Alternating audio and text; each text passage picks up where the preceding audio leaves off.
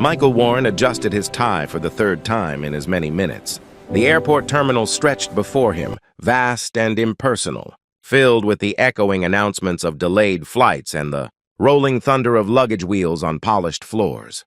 At 57 years old, he'd spent more hours in airports than he cared to count, but today felt different. Today, he felt every single one of those years weighing on his shoulders. The divorce papers had been finalized 3 weeks ago. His corner office downtown now felt like a mausoleum. His daughter Sarah hadn't returned his calls in 6 months, and here he sat, in a charcoal suit that cost more than most people's monthly rent, waiting for a flight that would take him to yet another hotel room in yet another city, where he knew no one and no one knew him. He loosened his tie slightly and ran his hand through his dark hair, styled back neatly as always. His watch, an expensive piece he'd bought himself, last year to celebrate closing a major deal, caught the fluorescent light. He remembered how empty that celebration had felt, champagne alone in his hotel room. Michael was staring at nothing in particular, when a small voice broke through his thoughts. "Excuse me, mister?" He looked down to find a little girl standing before him. She couldn't have been more than 4 years old, with blonde hair that fell in soft waves around her cherubic face. She wore a red coat that was perhaps a size too big, and a tan knit hat with little cat ears perched on top of her head. A mint green backpack with a cat design hung from her small shoulders. Her blue eyes were wide and shimmering with unshed tears. "Are you lost too, mister?" she asked, her voice trembling slightly. The question struck Michael like a physical blow. Lost, yes. That was exactly what he was. Not in the literal sense, but in every way that mattered. He knelt down slowly, bringing himself to her eye level. His knees protested slightly, another reminder of age creeping up on him. "I might be," he said gently, surprised at the honesty in his own voice. "Are you lost, sweetheart?" Her lower lip quivered. "I can't find my mommy. She was right here, and then she wasn't. And now I don't know where she went." A single tear rolled down her cheek. Michael's heart clenched. He thought of Sarah at this age. How she used to reach for his hand whenever they crossed a street. How she'd believed he could fix anything. Before the long hours and missed recitals, had built a wall between them that now seemed insurmountable. "It's going to be okay," he said softly, reaching into his pocket for a handkerchief, an old-fashioned habit his own father had passed down to him. He gently wiped away her tear. "What's your name?" "Emma," she said, her voice small. "That's a beautiful name." "I'm Michael." He smiled at her, the first genuine smile that had crossed his face in weeks. "Emma, your mommy is probably looking for you right now, and she's probably very worried. How about we find someone who can help us locate her?"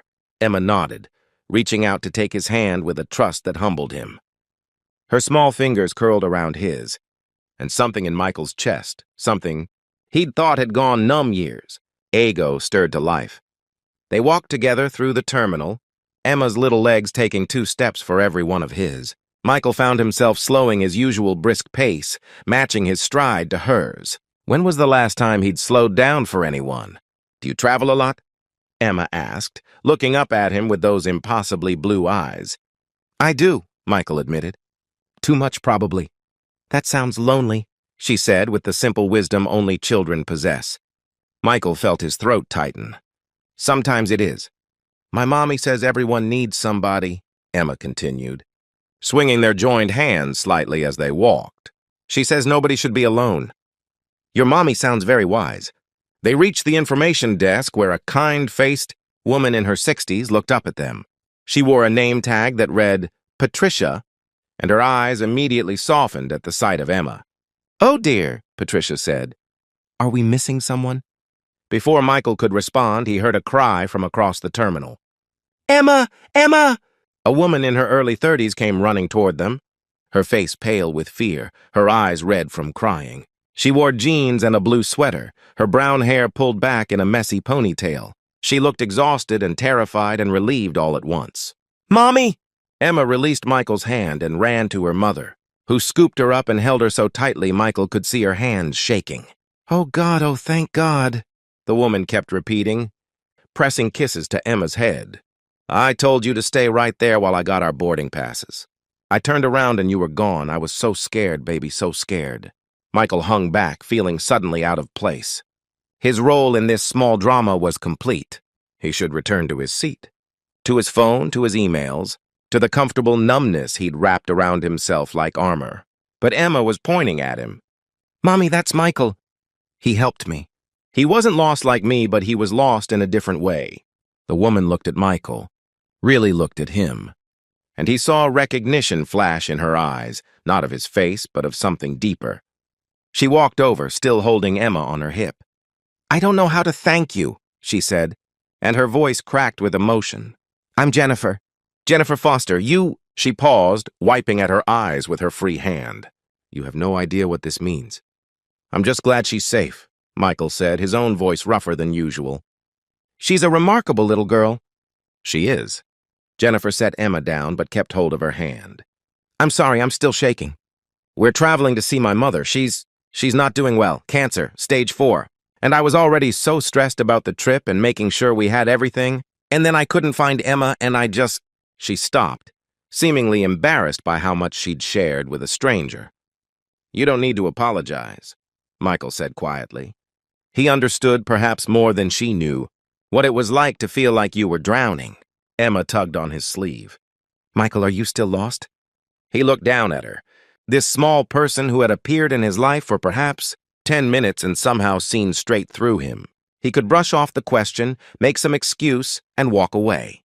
That's what he would have done a month ago, a year ago, maybe even his entire adult life. Instead, he knelt down again. "You know what, Emma? I think maybe I'm not as lost as I thought I was." "Because you helped me?" she asked.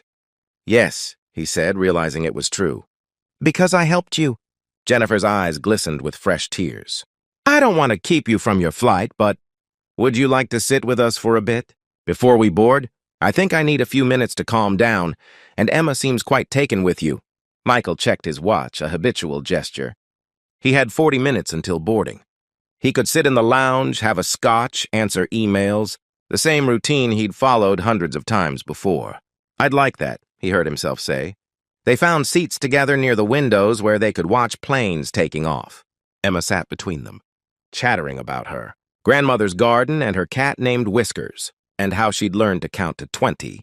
Jennifer and Michael talked in the way that strangers sometimes do, with an honesty that might be impossible with people who know you. She told him about her husband, a soldier who'd been killed in Afghanistan 4 years ago, about how hard it had been raising Emma alone, about how her mother had been her rock through it all, and how terrified she was of losing her.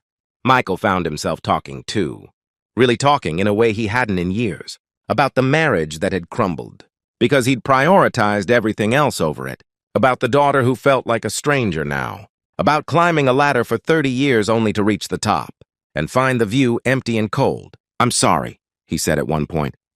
"You don't need to hear all this." "Actually," Jennifer said softly, "I think maybe you needed to say it." Emma had dozed off against Michael's arm, her cat-eared hat slightly askew. He looked down at her peaceful face and felt something crack open inside him, something that had been frozen for far too long. "I have a daughter," he said quietly. "Sarah. She's 24 now. I missed her childhood. I was always at work, always traveling, always telling myself it was for her, for the family, so we could have nice things." He paused, the words painful. "But what she needed was me, and now she won't even take my calls." "It's never too late," Jennifer said. "As long as you're both breathing, it's never too late." I don't know what to say to her. I don't know how to fix it. Maybe you start by telling her exactly what you just told me. That you know you made mistakes, that you're sorry, that you want to try. Michael looked at her. "Is it really that simple?" "It's not simple at all," Jennifer said. "It's probably the hardest thing you'll ever do. But the alternative, giving up, staying lost, is that really easier?" An announcement came over the loudspeaker. Jennifer's flight to Phoenix was boarding. Emma stirred and opened her eyes. She looked up at Michael and smiled. "You have to call your daughter," she said with absolute certainty. "Tell her you love her. My daddy's in heaven and I can't tell him things anymore. But you can tell your daughter." "So you should." Michael felt tears prick his eyes. "You're right, Emma, I should." Jennifer gathered their things and Emma put on her backpack. They stood and Michael stood with them. "Thank you," Jennifer said, and she reached out to give his hand a squeeze. for finding Emma, for sitting with us, for reminding me that there are still good people in the world. Thank you, Michael said, for reminding me that it's not too late to become one. Emma threw her arms around his legs in a fierce hug. Bye, Michael. I hope you find your way home. Bye, Emma. Take care of your mom, okay? He watched them walk toward their gate, Emma turning back twice to wave. He waved back both times, standing there long after they'd disappeared into the crowd. Then Michael pulled out his phone. His finger hovered over Sarah's name in his contacts. His heart was pounding harder than it had during any business presentation. This was scarier than any boardroom negotiation. This was real. He pressed call. It rang once, twice, 3 times. He almost hung up. Dad? Sarah's voice. He hadn't heard it in so long. It sounded wary, uncertain. Sarah, hi, He stopped, all his rehearsed words evaporating. I know I'm probably the last person you want to hear from right now. Silence. I met someone today, a little girl who was lost, and she asked me if I was lost too, and I realized I have been, for a very long time. He took a breath.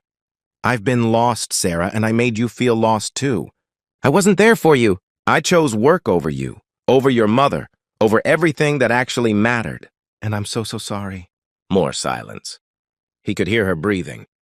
I don't expect you to forgive me, he continued, words tumbling out now.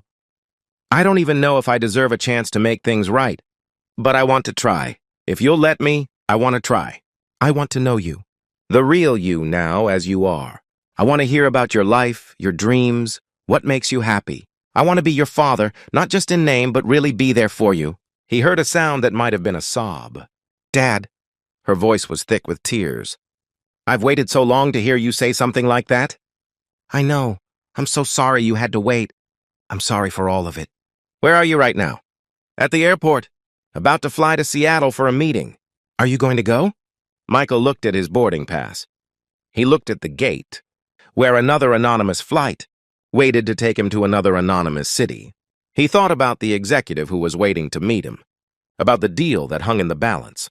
Then he thought about Emma's small hand in his, about her mother's quiet wisdom, about what it meant to be truly lost, and what it meant to finally find your way home.